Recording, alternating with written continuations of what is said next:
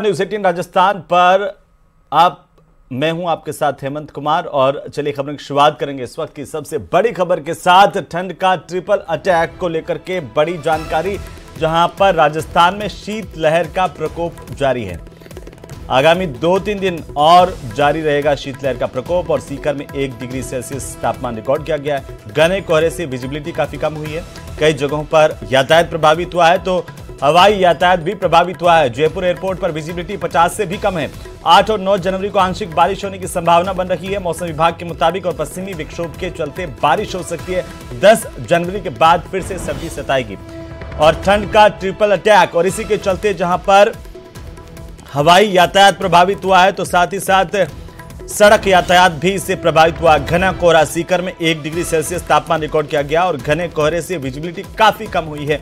आज जयपुर एयरपोर्ट पर कुछ फ्लाइट लेट पहुंची है इस कोहरे की वजह से, और उदयपुर से आने वाली एक फ्लाइट को रद्द किया गया है। तो ठंड का असर मैदानी इलाकों में भी देखने को मिला है। सड़क यातायात प्रभावित हुआ है तो हवाई यातायात भी इससे प्रभावित हुआ है। कई इलाकों में घना कोहरा छाया हुआ है, विजिबिलिटी इससे काफी कम हो गई है। रेल, सड़क इससे प्रभावित हुए हैं, साथ ही साथ हवाई यातायात भी प्रभावित हुआ है। तो लोग अब ठंड से बचने के जतन करते दिखाई दे रहे हैं, अपने घरों में दुबके हुए हैं। 10 जनवरी के बाद फिर से सर्दी सताएगी, इस तरह का अनुमान है। और इसी बीच पश्चिमी विक्षोभ के चलते बारिश होने की संभावनाएं मौसम विभाग ने जताई है। राजस्थान में शीतलहर का प्रकोप देखने को मिल रहा है। फसलों से लगा करके शीतलहर की वजह से आम जनजीवन प्रभावित हो गया है।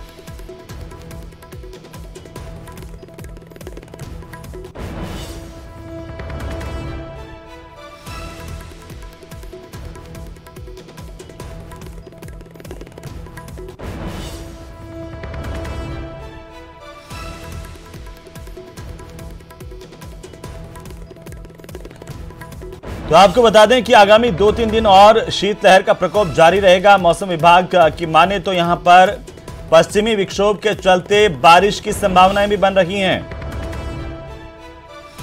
यदि देखें तो उदयपुर संभाग और जोधपुर संभाग में मौसम नॉर्मल रहेगा, यानी सामान्य रहने के चांसेस है। बाकी बीकानेर, इसके अलावा जयपुर संभाग, भरतपुर, अजमेर और कोटा संभाग के ज्यादातर इलाकों में घना कोहरा और दिन में अधिकतम तापमान औसत से 3 से 7 डिग्री सेल्सियस तक नीचे रहेगा, यानी सीवियर कोल्ड डे की परिस्थिति अभी अगले 2-3 दिन जारी रहेगी। शेखावाटी क्षेत्र में कहीं कहीं न्यूनतम तापमान 4 डिग्री या इसके नीचे भी अगले 2 दिन दर्ज हो सकता है। इसके बाद दिनांक 7 जनवरी से एक नया पश्चिमी विक्षोभ सक्रिय होगा। इसके असर से 8 और 9 जनवरी को राजस्थान के कुछ भागों में मेघ गर्जन के साथ हल्के से मध्यम दर्जे की बारिश होने की संभावना है।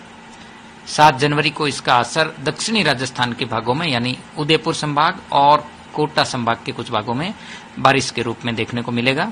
8 और 9 जनवरी को इसका सर्वाधिक असर रहेगा। इस दौरान बीकानेर, जयपुर संभाग सहित कुछ भागों में मेघ गर्जन के साथ हल्की दर्जे की बारिश होगी। कहीं कहीं तेज बारिश यानी मध्यम दर्जे की भी होने की संभावना है। 9 जनवरी को इसका असर राजस्थान के उत्तरी भागों में होगा और 10 जनवरी से इसका असर जो है वो पूरी तरह से समाप्त होता हुआ दिखेगा।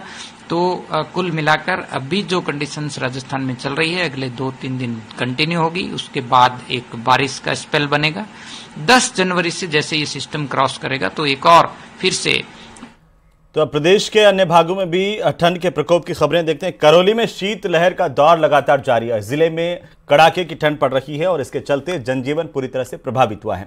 सुबह जहां सर्द हवाओं के साथ हल्का कोहरा इलाके में नजर आया, वहीं दिन में भी सूरज के बादलों और धुंध की ओट में छिपे रहने से लोगों को कड़ाके की सर्दी का एहसास हो रहा है।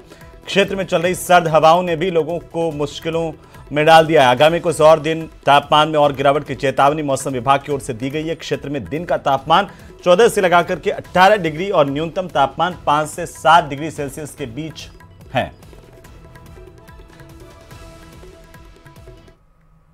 क्या हालात है करौली में? सर्दी इस बार बहुत ज़्यादा है। सुबह 8-10 बजे तक तो धुंध छपती नहीं है, कुछ दिखाई नहीं देता है। हवा के साथ में ठंडी हवा चल रही है काफ़ी तेज़ी से। बच्चे बहुत परेशान हैं। सभी लोग जो है रजाइयों में 10 बजे तक दुबके रहते हैं। अलाव भी जला के ताप रहे हैं। पिछले कई दिनों से क्षेत्र में भारी सर्दी का मौसम चल रहा है। तेज़ हवाएं चल रही हैं। दिन में सूर्यदेव के दर्शन कम हो रहे हैं और लोग अपने घरों में दुबके हुए हैं।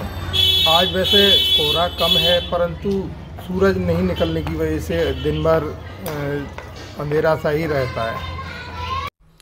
तो चलिए आगे बढ़ेंगे और इसी बीच इस वक्त की सबसे बड़ी खबर से हम आपको रूबरू करवा दें। चीन ने प्रधानमंत्री मोदी की तारीफ की है। चीन सरकार के अखबार ग्लोबल टाइम्स में लेख छपा है।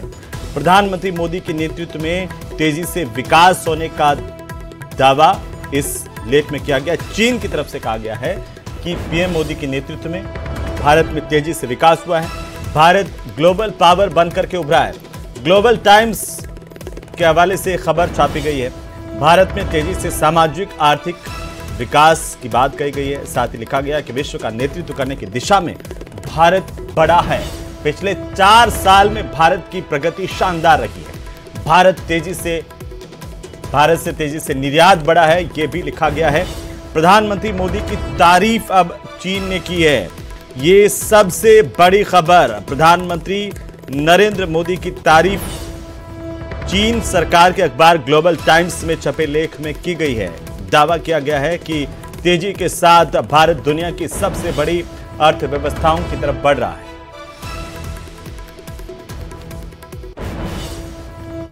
तो वहीं केंद्रीय मंत्री अनुराग ठाकुर ने मोहल्ला क्लिनिक में फर्जी जांच का मामला सामने आने पर केजरीवाल सरकार को आड़े हाथों लिया। बड़ा हमला बोला है। उन्होंने कहा है कि पहले ये ईमानदारी की बात करते थे, लेकिन अब एक एक करके सिर्फ घोटाले ही सामने आ रहे हैं। अब तो नए नए भ्रष्टाचार सामने आ रहे हैं। पहले फर्जी दवाइयों का और अब फर्जी जांच का।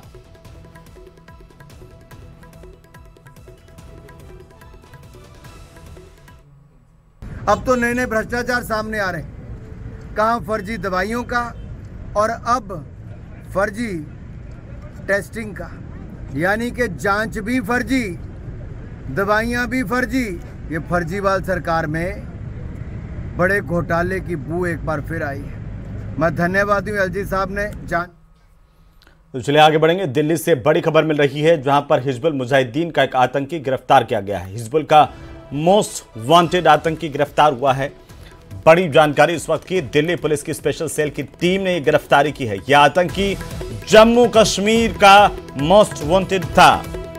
मोस्ट वांटेड आतंकी की गिरफ्तारी हुई है। दिल्ली से इस वक्त की सबसे बड़ी खबर। हिजबुल मुजाहिदीन का यह आतंकी बताया जा रहा है, जिससे पूछताछ होगी। कई अहम खुलासे हो सकते हैं।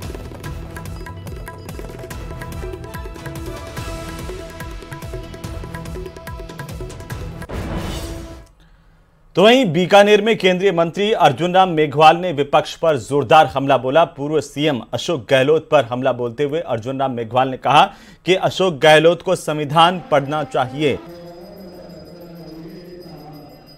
कांग्रेस के आरोपों पर पलटवार कर रहे थे केंद्रीय मंत्री अर्जुन राम मेघवाल। दरअसल कांग्रेस ने सुरेंद्र पाल सिंह टीटी को मंत्री बनाए जाने को लेकर के सवाल खड़े किए थे। इसी का जवाब देते हुए अर्जुन मेघवाल ने क्या कुछ कहा, वो सुनिए। को शायद संविधान की जानकारी नहीं है। अशोक गहलोत जी को भी संविधान पढ़ लेना चाहिए और डोटासरा जी को भी पढ़ लेना चाहिए। संविधान में साफ साफ लिखा हुआ है कौन आदमी मंत्री बन सकता है, उसी प्रक्रिया के तहत मंत्री बने हैं। प्रदेश के भजनलाल सरकार में